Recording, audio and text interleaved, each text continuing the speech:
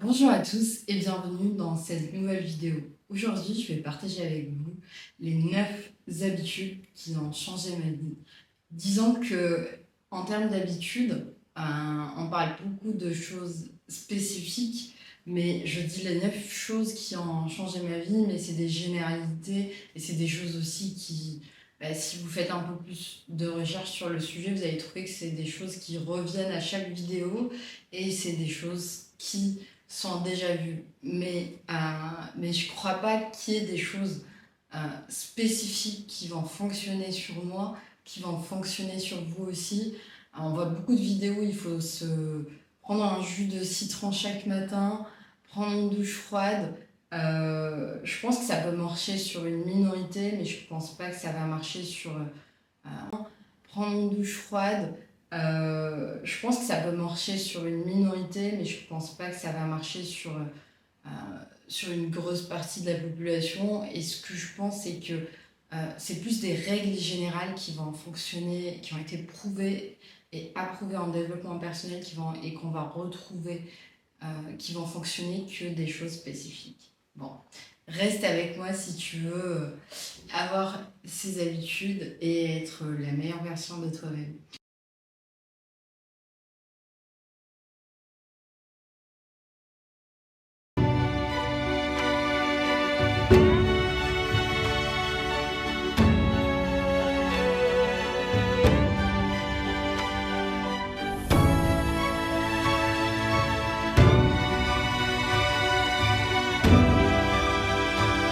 Tout d'abord, il faudrait définir qu'est-ce qui est le succès. Si tu as envie de changer ta vie, il faut se dire dans quelle partie de ma vie j'ai envie de changer. Est-ce que j'ai envie d'être plus successful d'un point de vue financier? Est-ce que je veux atteindre tel salaire? Est-ce que je veux atteindre tel revenu si je suis entrepreneur?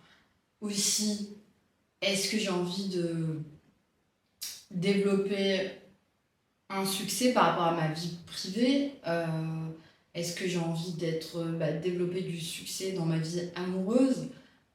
Est-ce que j'ai envie le succès? C'est quoi ma définition de quand on dit changer de vie? Généralement, c'est avoir plus de succès. C'est quoi ma définition du succès? Est-ce que c'est plus d'équilibre vie personnelle, vie professionnelle? Cet équilibre, peut-être, c'est d'avoir une activité professionnelle qui me permette d'avoir un meilleur équilibre. Donc la première étape, c'est vraiment de définir qu'est-ce que le succès. La deuxième étape qui est de se fixer un objectif. Et un objectif doit être toujours SMART. C'est la définition un petit peu de l'objectif d'un point de vue de gestion de projet. C'est important qu'un objectif soit SMART. SMART, qu'est-ce que ça veut dire? Retenez bien ce mot. S pour spécifique, un objectif doit être spécifique, clair. M pour mesurable, donc on doit être en mesure de le quantifier. Par exemple, si je veux avoir plus de revenus, je veux atteindre combien de revenus ou de salaire à la fin de l'année ou dans le mois. Un objectif doit être atteignable. Fixez-vous des objectifs atteignables. Tu peux pas me dire je veux avoir 100 000 euros en un mois. Je pense pas que ce soit atteignable. Et un objectif aussi, donc SMART. Donc R pour réalisable. Faudrait que l'objectif soit réalisable aussi. Il ne faut pas se dire que il faut qu'il soit réalisable dans un laps de temps donné. Et temps, bien sûr, par rapport au temps. Donc, rappelez-vous qu'un objectif doit être toujours SMART. Et se fixer des objectifs, ça permet déjà de savoir où on va et de les visualiser. Troisième habitude qui aide beaucoup dans le succès qu'on veut avoir, ça va être tout ce qui va être gestion de temps. C'est hyper important de gérer son temps. Je pense que vous allez le voir partout, que ce soit dans votre vie personnelle, que ce soit dans votre vie professionnelle.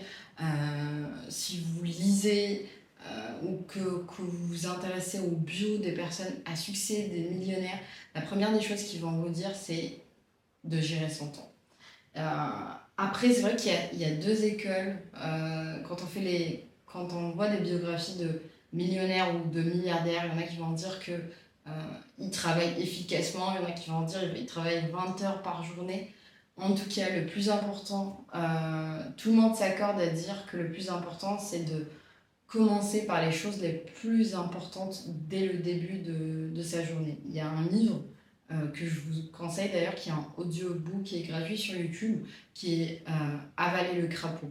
Donc, dans le sens où la tâche la plus difficile, qui a le plus d'impact, il faut commencer par cette tâche.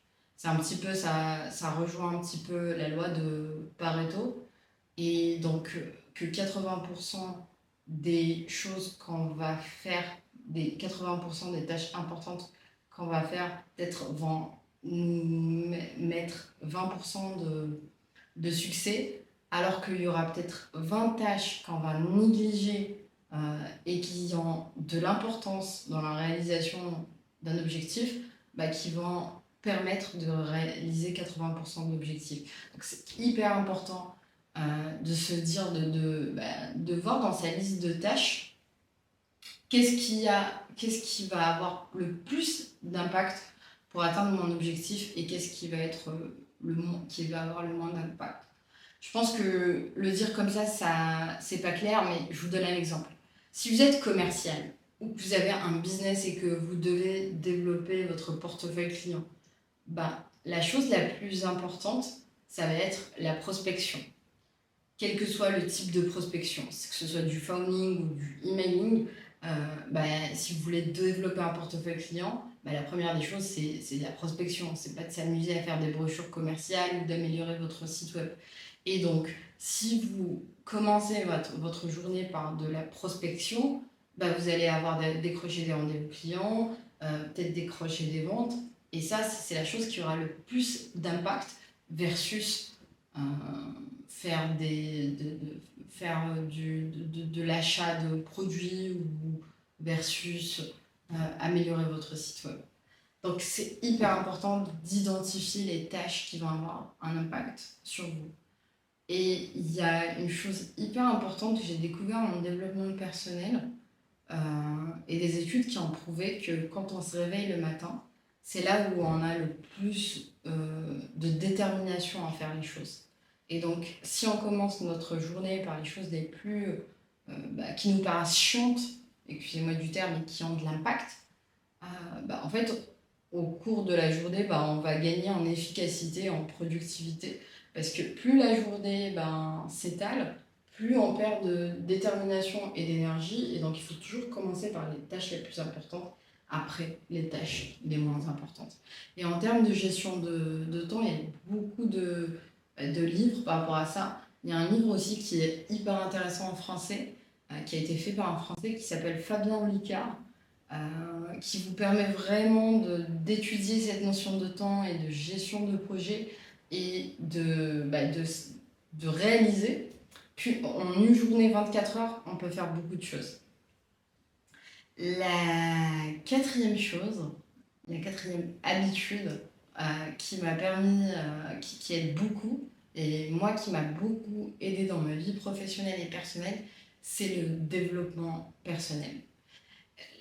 On n'est jamais fini en tant que personne. On apprend tous les jours. Et le développement personnel, ça nous permet de développer des soft skills qui vont aider dans la vie professionnelle. Ça permet de développer aussi sa personnalité, qui va aussi nous aider à nous enrichir dans notre vie personnelle.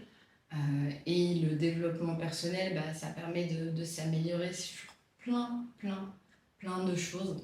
Et ces soft skills qu'on néglige d'ailleurs, je pense qu'il devrait y avoir des écoles maternelles, à la maternelle, on devrait avoir un cours de soft skills. Je pense que les soft skills sont aussi importantes que les mathématiques.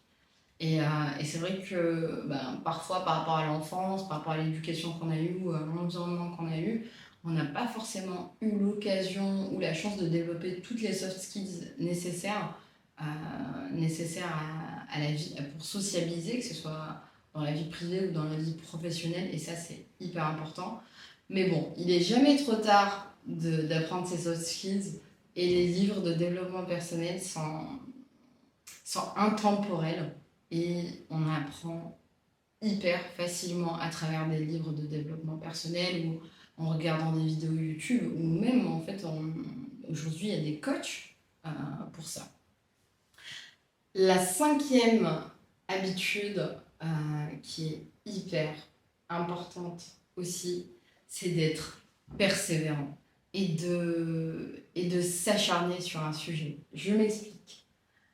Une fois qu'on a défini quelle est notre vision du succès, une fois qu'on a défini, on a divisé ça en objectifs, ben là, ce qui est important, c'est de s'acharner sur l'objectif, d'être persévérant.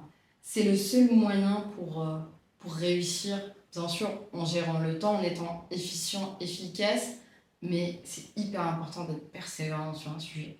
Il y a beaucoup de personnes qui vont partir sur des objectifs horizontaux, verticaux, qui vont courir derrière plusieurs lapins, mais croyez-moi, guys, si on a envie de réussir dans un objectif, le meilleur moyen, c'est de courir derrière un seul lapin. Dans la vie, dans le monde professionnel, il y a une phrase qu'on utilise souvent quand on est recruteur, savoir tout faire, c'est savoir rien faire.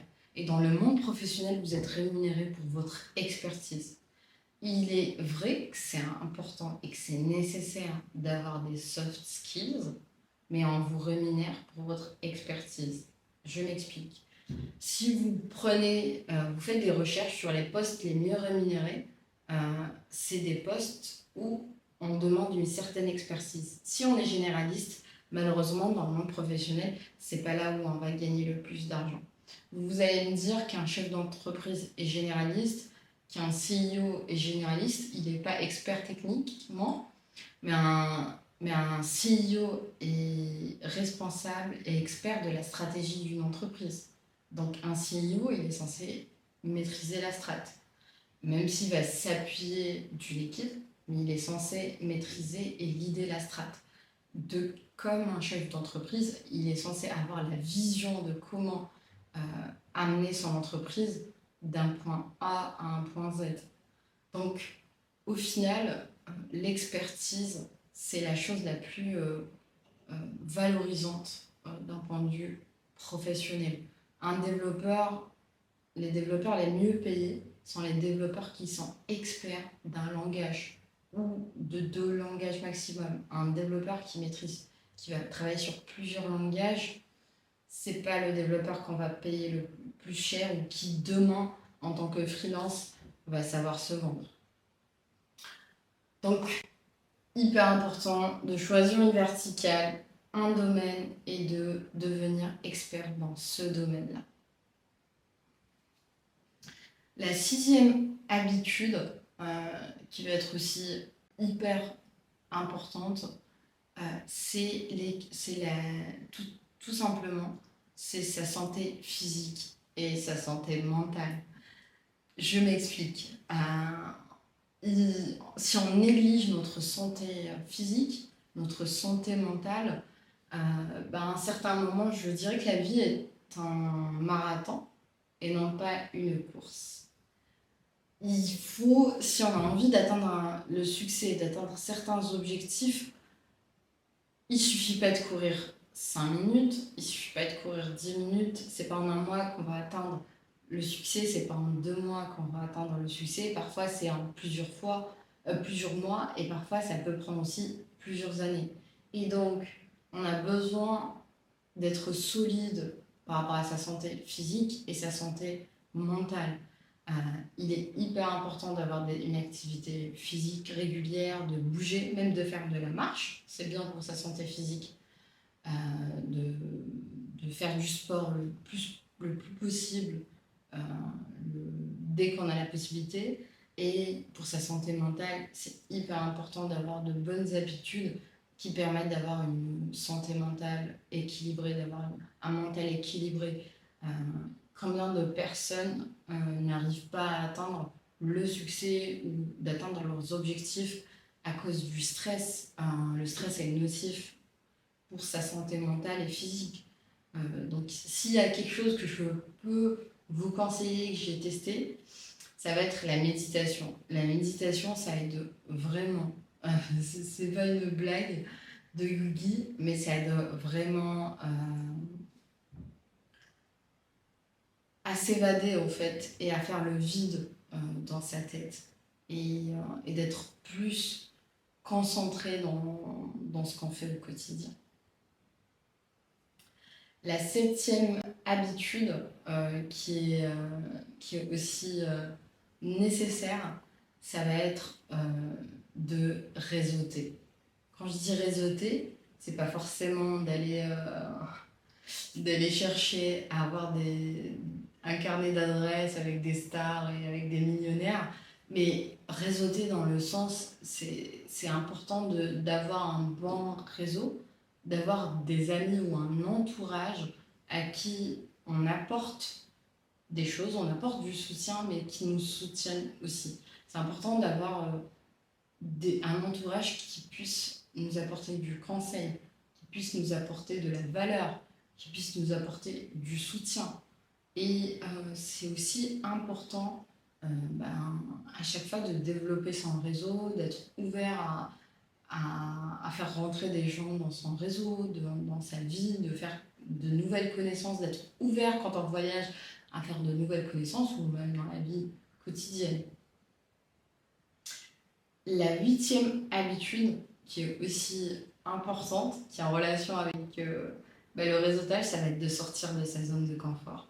Les personnes à succès, les millionnaires ont l'habitude de sortir de leur zone de confort. Ou même, tout simplement, si vous avez envie d'avoir du succès dans votre vie, que ce soit professionnel ou personnel, vous avez besoin de vous sortir de votre zone de confort. Bien sûr, je ne vous dis pas de prendre des risques non calculés, de tout claquer du jour au lendemain, mais non, de prendre des risques calculés. C'est important. En fait, il y a une phrase que j'aime bien utiliser, c'est que l'eau qui stagne, elle pourrit. Malheureusement, en fait, si on est trop dans sa zone de confort, à un moment donné, ça aura un impact négatif sur nous. On a besoin de changer parfois d'habitude, de faire de nouvelles choses, de se challenger. Et c'est grâce à ça qu'on va rencontrer le succès. La neuvième habitude, qui est hyper importante selon moi, et c'est la maîtresse des habitudes, ça va être la gratitude. La gratitude pour tout ce qu'on a, pour sa santé physique, pour sa santé mentale, avoir de la gratitude pour l'entourage qu'on a, pour les amis qu'on a, pour la famille qu'on a. La gratitude aussi rien que la gratitude de pouvoir être vivant, de marcher et avoir de la gratitude pour chaque chose qu'on acquiert, ça permet aussi d'être satisfait de ce qu'on a. La gratitude, ça permet aussi d'avoir du bonheur.